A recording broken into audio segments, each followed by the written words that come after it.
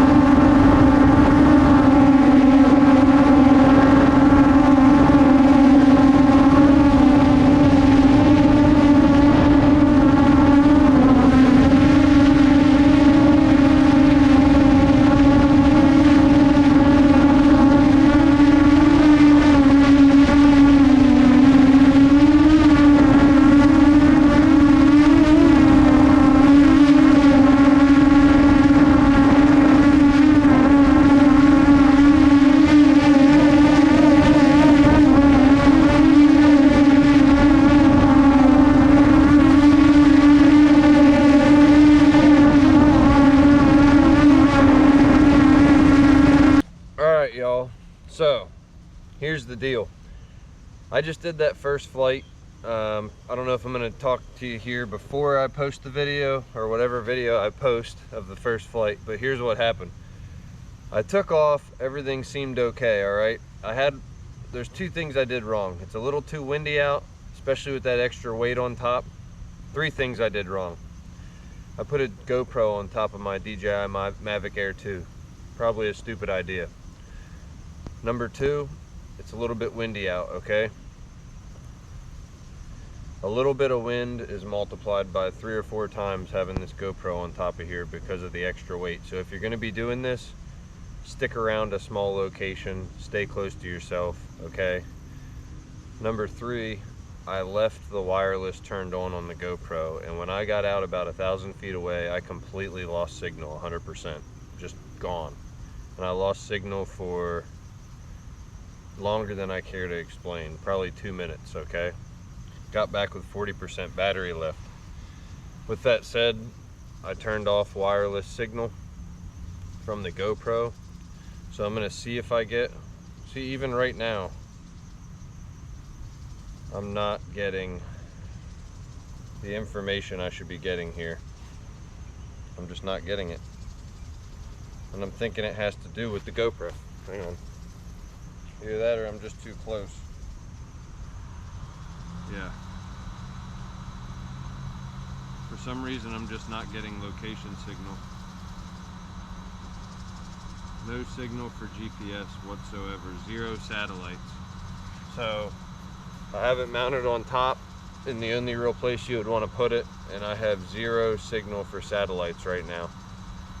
So I think I just flew that whole flight with no satellite reception whatsoever. That means, yeah, that's just not good. Let me go ahead and remove the GoPro right here in front of y'all, and we'll see if it changes anything. And I am filming right now, so I'm gonna pop this off. I'm gonna pop the GoPro off of here. There's how I have it mounted, if any of y'all are curious. But now, let's see here. My signal gonna come back. I'll be right back with you guys. I'm gonna see if the signal comes back. All right, y'all, I'm back. So as soon as I removed the GoPro, and this is with no wireless hooked up on the GoPro at all, wireless turned off. As soon as I took it off of there, I got 9 satellites. As soon as I put it back on and started filming again in 4K, I got 0 satellite signal, okay? So I have nothing. So this is just not a smart thing to do at all.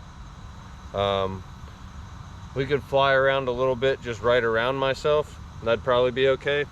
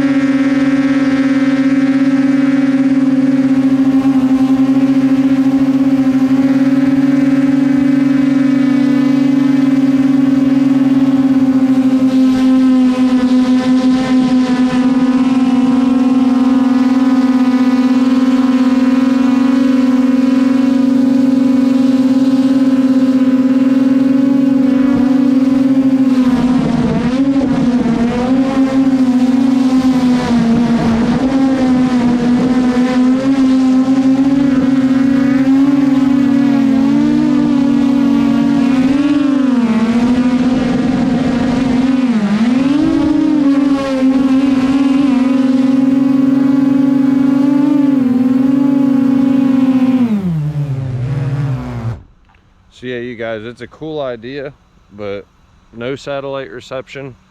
It gives you interference. Like I said, that's even with all my wireless turned off on the GoPro completely. So if you guys are watching this video, I hope it was helpful to you. Do not do this. Do not mount the GoPro to your DJI Mavic Air 2. I'm gonna get a screenshot, a thumbnail for my video I'm gonna post. And if you guys are watching this, do not try this. Keep your GoPro on the ground, keep your DJI Mavic Air 2 in the air. And I'm glad that everything survived this test. I got really lucky, and I hope that it saved one of you guys. Look, you can see right there. I don't know if you can see it on my screen.